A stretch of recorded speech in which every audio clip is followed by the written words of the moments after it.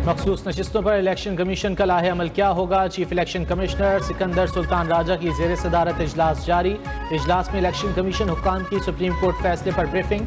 मखसूस नशिस्तें देने से मुतालिक कानूनी निकात का जायजा। PTI पर पाबंदी से मुतालिक हुकूमती फैसले पर भी गौर।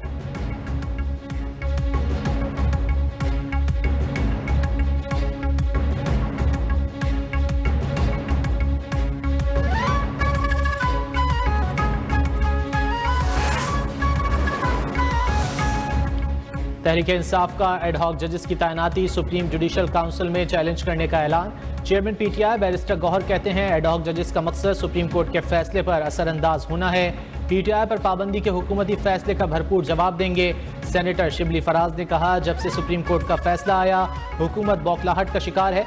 PTI पर पाबंदी भोंडा इकदाम है। ऐसे हालात में मुल्क आगे नहीं चल सकता। ऑपोजिशन लीडर उमर अयूब का इलेक्शन कमीशन अरकान के इस्तीफे पर जोर।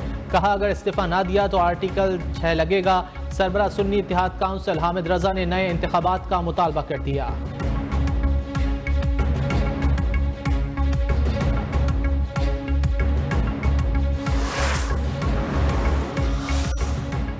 एडहॉक जजेस तैनात होने चाहिए। तैनाती की आइन इजाज़त देता है, वो चीफ जस्टिस ने नहीं जुडिशल कमीशन ने मुकर्रर करने हैं। वफाकी वजीर कानून आजम नज़ीर तारड़ ने वाज़ेह कर दिया।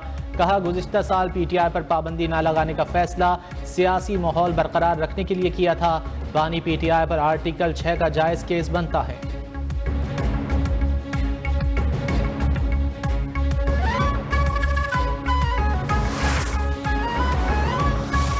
जस्टिस रिटायर्ड मकबूल बाकी ने सुप्रीम कोर्ट का एडहॉक जज बनने से माजरत कर ली। कहा ज़ाती मामलात और मसरूफियात की वजह से माजरत कर रहा हूँ। जस्टिस रिटायर्ड मुशीर आलम ने गुज़िश्ता रोज़ एडहॉक जज बनने से माजरत की थी।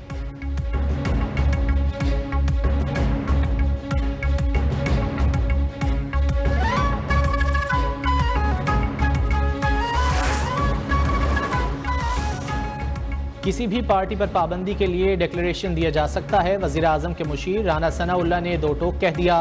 बोले हुकूमत आर्टिकल 17 के तहत डिक्लेरेशन दे सकती है। हुकूमत ने अभी अपने इरादे को जाहिर किया है। डिक्लेरेशन से मुत्तफिक हो जाए तो पाबंदी लगती है।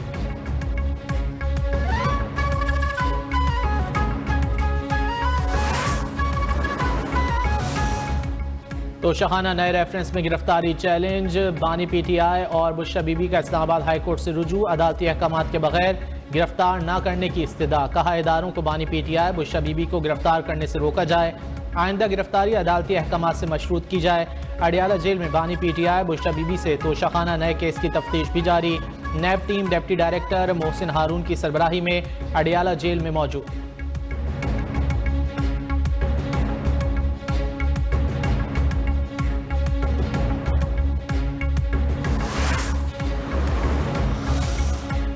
£190 मिलियन स्कैंडल केस में साबिक प्रिंसिपल सेक्रेटरी आजम खान का रिकॉर्ड बयान सामने आ गया। कहा मामले को बानी PTI से तस्दीक के बाद काबीना सेक्रेटरी की मंजूरी दी थी।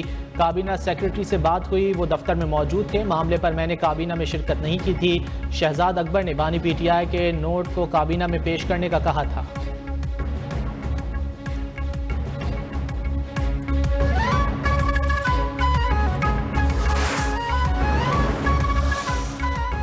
किसी को भी सरकारी ज़मीन का 1 इंच भी कब्जा करने नहीं दूंगा। वज़ीर आला सिंध मुराद अली शाह की तमाम डिप्टी कमिश्नर को सरकारी ज़मीन की मुकम्मल हिफाजत करने की हिदायत। मलिर एक्सप्रेस वे से मुतालिक इजलास में मंसूबे को मुकम्मल करने की टाइमलाइन मांग ली। जाम सादिक पुल से शाह फैसल 15 किलोमीटर का ट्रैक पहले मरहले में मुकम्मल करने की हिदायत।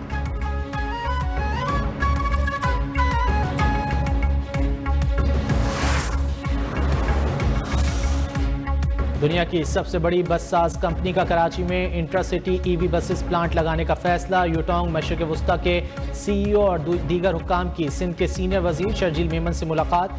कहा यूटोंग की जानिब से प्लांट लगाने का काम 3 माह में शुरू होगा और आइंदा साल तक मुकम्मल हो जाएगा। अब यूटोंग की इंट्रासिटी और इलेक्ट्रिक बसेस कराची में बनेंगी।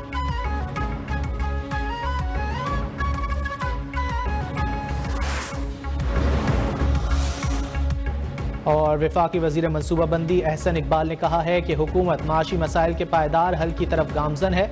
हमने 2019, 2020 और 2021 में मरदमशुमारी करने का अहद किया था, जिस पर साबिक हुकूमत के दौर में कोई खातिर ख्वाह अमल दरामद ना हो सका। अप्रैल 2022 में हंगामी बुनियादों पर मरदमशुमारी का आगाज़ किया गया। 1,22,000 से जायद अहलकारों को मरदमशुमारी के हवाले से तरबियत दी।